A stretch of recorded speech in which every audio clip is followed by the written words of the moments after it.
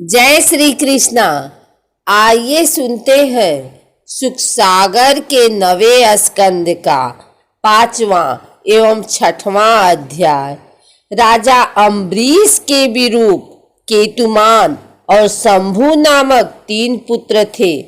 विरूप के पुत्र का नाम पृषदस्व और पृषदस्व के पुत्र का नाम रथितर था। रथितर पुत्रहीन रहा। उसने अंगीरा ऋषि से प्रार्थना की। अंगीरा ऋषि ने उसकी पत्नी से कई पुत्र पैदा किए। उनका गोत्र रथितर होना चाहिए था, परंतु वे अंगीरस कहलाए। क्षत्रिय और ब्राह्मण दोनों गोत्रों से उनका संबंध था। श्री सुखदेव जी ने बताया कि मनु जी के छींकने पर उनकी नासिका से इक्ष्वाकु नाम का पुत्र उत्पन्न हुआ। इक्ष्वाकु के 100 पुत्र थे। सबसे बड़े 3 पुत्रों के नाम विकुक्षी, निमि और दंडक थे। इक्ष्वाकु ने विकुक्षी को श्राद्ध के लिए मांस लाने को भेजा। उसने मांस एकत्रित किया, परंतु उसे एक खरगोश खा गया। बाकी बचा वह घर ले आया। गुरु जी ने कहा, यह मांस दूषित है। क्रोध में भरकर पुत्र को देश निकाला दे दिया। पिता के देहांत के पश्चात विकुक्षी को राजा बनाया गया। विकुक्षी के पुत्र का नाम पुरंजय था, परंतु कोई उसे इंद्रवाह और कोई ककुस्त कहते थे। सतयुग की समाप्ति पर देवताओं और दानवों में युद्ध हुआ। देवता दानवों से हार गए। पुरंजय देवताओं की सहायता करने आया। पुरंजय ने तीखी बाण लेकर बैल से ककुद के पास बैठकर युद्ध कर देवताओं को विजय दिला दी। उन्होंने नगर, धन और ऐश्वर्य सब इंद्र को लौटा दिया। बैल इंद्र को बनाया था। उसके ककुद के पास बैठने के कारण उसका नाम ककुत्स पड़ गया और इंद्र को वाहन बनाने के कारण इंद्रवाह कहलाए। उनके पृथु नाम का पुत्र हुआ। पृथु के पुत्र का नाम विश्वरंधी, विश्वरंधी के पुत्र का नाम चंद्र और चंद्र के पुत्र का नाम इवानाश्व था। इवानाश्व के पुत्र का नाम सावस्तु, सावस्तु के पुत्र का नाम बृहदश्च और बृहदश्च के पुत्र का नाम कुवलयाश्व था। इन्होंने उत्तंग ऋषि को खुश करने हेतु अपने 21,000 पुत्रों को लेकर धुंधु नामक दैत्य का वध किया था।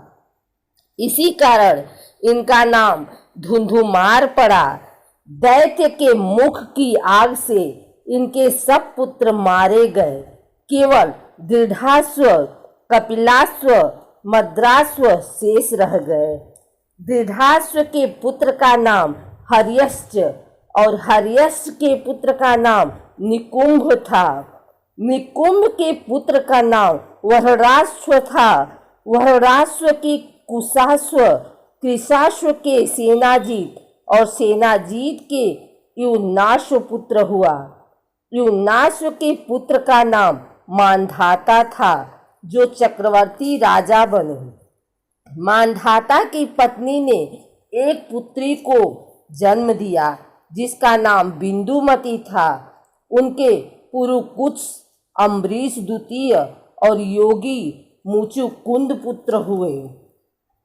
इनके 50 बहनें थीं। इन सब बहनों ने सौभरी ऋषि से विवाह किया। सौभरी ऋषि इनके साथ प्रसन्नतापूर्वक विहार में मग्न रहे, परंतु उनको संतोष नहीं मिला। सौभरी ऋषि ने बैठे बैठे देखा कि मत्स्य राज के क्षण भर के संग से मैं किस प्रकार अपनी तपस्या को गवा बैठा। मैंने दीर्घ काल से ब्रह्मदेव को अक्षुण्य बनाए रखा था, परंतु जल के भीतर विहार करती हुई एक मछली के संसर्ग से मेरा ब्रह्म तेज नष्ट हो गया। अंत में तपस्या के लिए वन में चले गए। वहां आह्वनीय अग्नि के साथ परमात्मा में विलीन हो गए। 6वां अध्याय प्रारंभ। श्री सुखदेव जी ने बताया कि मानधाता के पुत्र अम्बरीश थे। उनके दादा युवनाश्व ने अम्बरीश को पुत्र रूप में स्वीकार कर लिया था। अम्बरीश के युवनाश्व और युवनाश्व के हारित पुत्र हुआ।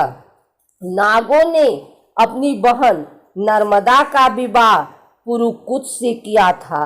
नर्मदा अपने पति को रसातल में नागराज वासुकी की आज्ञा से ले गई।